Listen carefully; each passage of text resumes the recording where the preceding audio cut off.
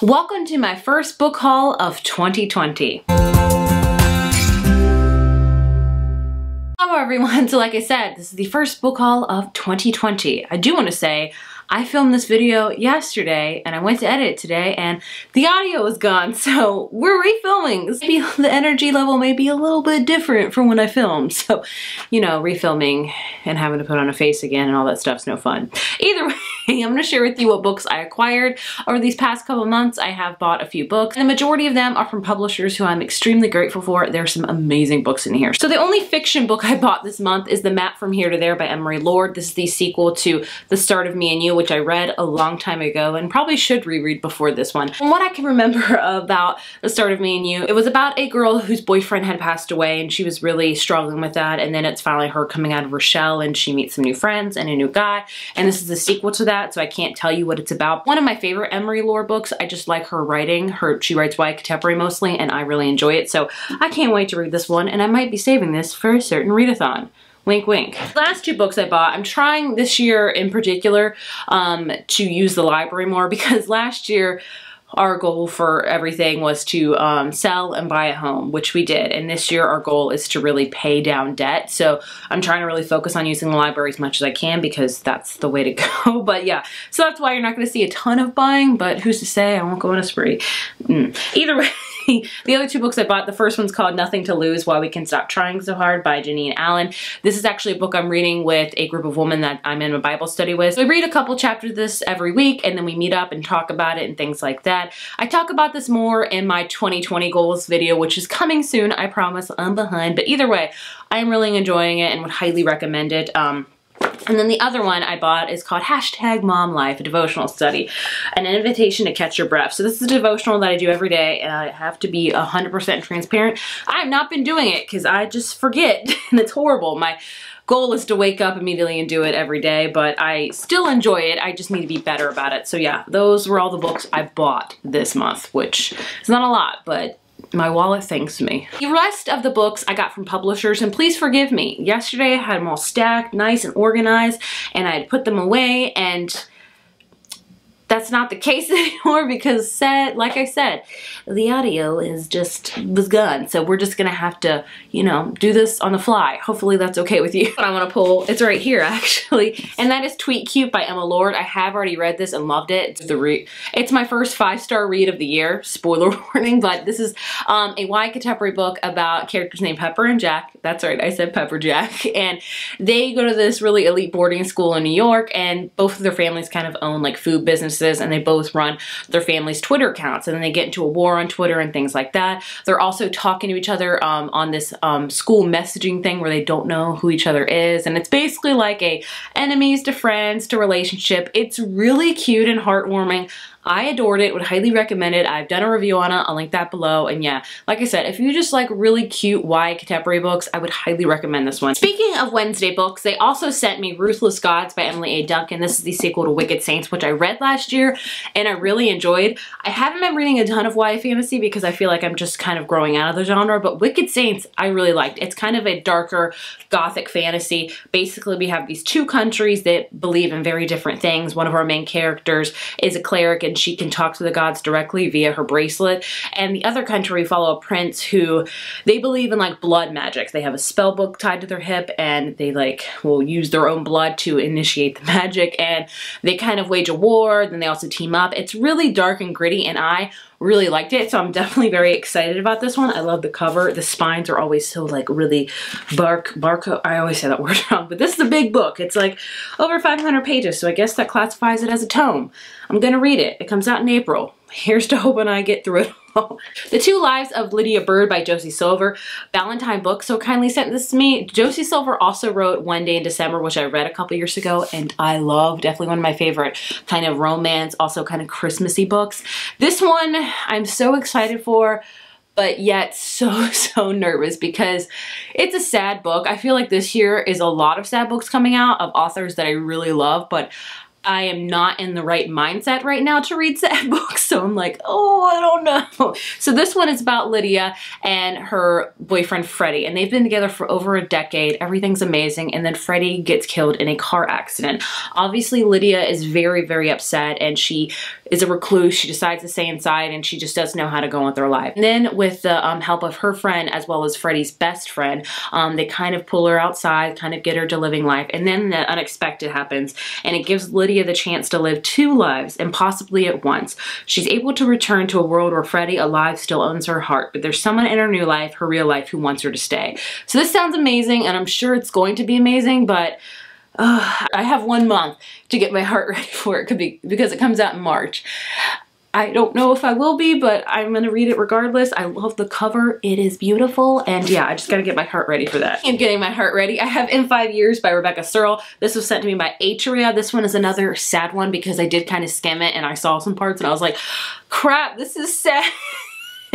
And this is very interesting. It's about a character named Danny who goes in this job interview and the interviewer asked her, you know, where do you see yourself in 5 years? And you have, you know, the automated answer that you have. And then she goes home, her boyfriend proposes to her, yay, and she goes to sleep that night and she wakes up 5 years into the future and her life is very different from when she went to sleep. She's not with her fiance, she's with a different guy and she's like, what the heck's going on? And then she goes to sleep again and wakes up 5 years in the past. So like right then. So she just has to go on with her life knowing like, was that a dream? Was that a reality? Is that what my life will be like in 5 years? She also has to deal with her best friend having health issues. And it's a short book, but I think it's gonna pack a really big emotional punch. Again, I'm not ready for it. This one comes out also next month. Next month will be the month of heartbreaking books.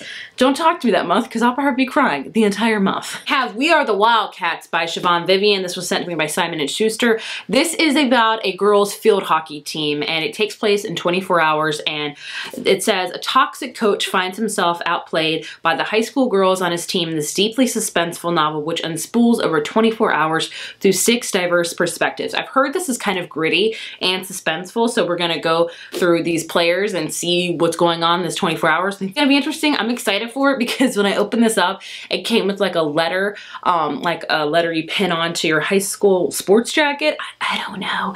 And I was like, oh my gosh, this is a cheerleading novel, and I just binged Cheer on Netflix, but it's not. Either way, I'm so excited about it because Cheer got me into that, but I'm excited for this one. This one comes out again in March. A lot of books coming out next month.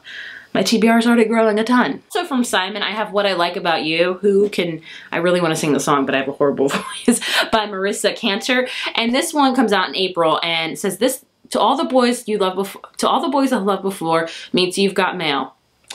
Interesting. Can a love triangle only have 2 people in it? So in this one, we followed a character named Hallie who has an online best friend named Nash. He's an incredibly talented graphic novelist and they talk online and they talk about anything except for who Hallie really is, because online, Hallie isn't Hallie. She's Kels, the creator of One True Pastry, a YA book blog that pairs epic custom cupcakes with covers and reviews. Isn't that amazing? And then she has to move and then she finds herself face to face at school with Nash and, you know, he doesn't really know it's her, things like that. It sounds a lot also like Eliza and Her Monsters in a way because that's kind of how it was. It sounds adorable. It sounds like a sugary sweet YA contemporary and we all know how much of a sucker I am for that. I have one from Sourcefire Books, and that is 4 Days of You and Me by Mariana Keelany. I've read a couple of her books before and really enjoyed them. This one is about every May 7th, the students at Coffee County High School. There's a school called Coffee County. I wonder if their mascot is Coffee Go. And they go on a class trip, and every year Lulu's and Alex's relationship gets more complicated. So freshman year they went to sworn enemies to more than friends, and basically every time during this field trip they go get closer or something. I don't know. She writes really cute YA contemporaries. Again, we know that I am a sucker for those. Nothing new. Delacorte Press so kindly sent me Starsight by Brandon Sanderson. This is the sequel to, what is it called? Skyward, right there. I have yet to read this, but I was so excited when I opened this up because I have read one of Brandon Sanderson's adult novels called Mistborn, and I really enjoyed it, and I really want to read Skyward, so I'm going to get that from the library probably and read it, and then read this one. Either way, I'm so grateful to have a copy, even though I haven't finished the first book. I'm a horrible reviewer, but I'm excited about it. All I know about this, it's YA sci-fi fantasy, and that's all I want to know. I really trust Brandon Sanderson, and I'm sure it's going to be amazing. amazing. I've heard really good things about this series, so I can't wait to read it when I read the first one eventually. Okay, bear with me, guys. We have a whole bunch of books from Berkeley, so I'm going to try to go through them. The first one is a thriller called The Return by Rachel Harrison, and this is about a girl named Julie who's been missing for a long time, and then she comes back 2 years to the day that Julie went missing. She reappears with no memory of where she's been or what happened to her. Along with her two friends, they decide to reunite at this remote inn, but the second Elise sees Julie, she knows something is wrong. Is it possible to deny that the Julie who vanished 2 years ago is not the same Julie who came back? But then who or what is she? Ooh, intriguing. I'm trying to read more thrillers this year, and this one sounds awesome. I don't know if this is a debut novel or not. It comes out next month. Then I have one that I'm really excited about. I had no clue about it, but it's called Btree by Emily Henry. And this sounds so intriguing to me. So basically in this book, you have the two main characters are two authors, and they both write different genres. So one author is he writes a lot of literary fiction, a lot of serious toned ones, and the other author writes a lot of romantic comedies and things like that. And they don't have anything in common except for the fact that they have neighboring beach houses for the summer. And basically they meet up together and they're like, man, I'm going through a creative rut. And they're like, I'm going through a creative rut. And they decide, hey, let's swap genres and try to write something different and see if that will help our creative rut. So Augustus, who writes the literary fiction, decides, hey, I'm gonna write a rom-com. And January decides, I'm gonna write a really serious literary book. And it says, she'll take him on field trips worthy of any rom-com montage, and he'll take her to interview surviving members of a backwoods death cult. Everyone will finish a book and no one will fall in love, really. It just sounds really awesome to me. I'm excited for it. Emily Henry is mostly known for writing like YA sci-fi fantasy, and I have read one of her books, The Love That Split the World, and I really did not enjoy it. It's definitely one of my least favorite books I think I've ever read, but that's okay because, you know, you never know. She's trying a different genre completely, and I could love this, and it sounds like I will. I'm really hoping I will because this sounds like a perfect beach read. Then I have Real Men Knit by Quanah Jackson, which I love the cover and the title of this. This one follows Jesse, who's known for two things: his devotion to his adoptive mom and his reputation for breaking hearts. When his adoptive mom passes away, him and his brothers can't figure out what to do with their mother's knitting store. Jesse wants to keep it open, so he does. And then he starts falling for the part-time shop employee, Carrie, who has had a crush on him for a long time, but she also knows that he's a heartbreaker, and he's trying to prove to her, hey, I want to be different. Real men knit, you know? Things like that. It sounds adorable and cheesy and cute, and I can't get enough of that. The last book I believe I have from Berkeley is Happy and You Know It by Laura Hankin. And this one says a dark, witty page-turner about a struggling young musician who takes the job for singing for a play group of overprivileged babies and their effortlessly cool moms, only to find herself pulled in the glamorous lives and dangerous secrets. This doesn't sound a book that's up my alley because I'm not a fan of, like, I don't want to say like Real Housewife type of where it's moms that I drop my baby off at this really expensive yoga and music class, and then I go to the gym and go to a smoothie, because that is so unlike me. Like, if you want the complete opposite of me, it would be that person. So that doesn't appeal to me a ton, but it might be interesting. Who's to say? And from Scout Press, I have another thriller called The Tenant by Katrine Edbird. I don't know what this one is about, honestly, at all, because I can't find any information. Who killed the Tenant? Be the first to solve the mystery with a shocking murder, a twisted game of vengeance. Who killed the Tenant? What is the Tenant? Is that just the person? I'm guessing this takes place in Britain. Is that the person that... Hey Siri. Do you want me to... Define... Sorry, I couldn't quite hear you. Could you please repeat what you said? Define Tenant.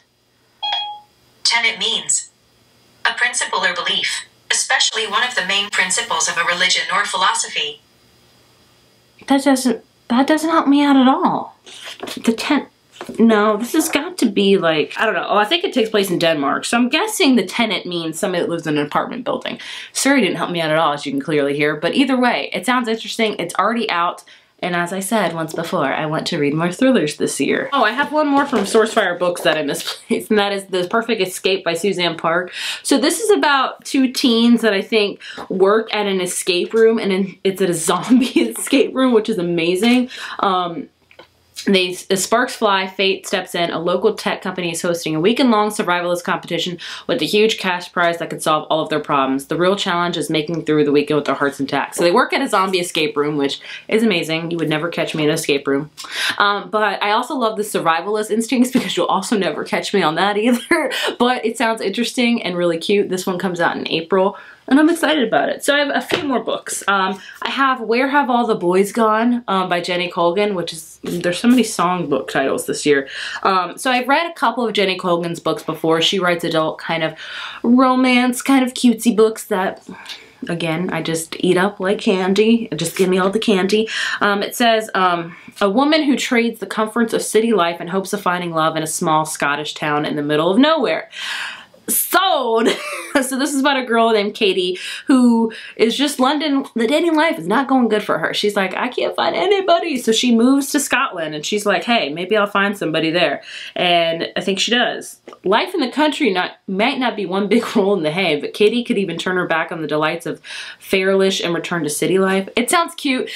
Jenny Colgan writes a lot of like kind of small town stuff, which again, I am a sucker for, so I'm excited to check it out.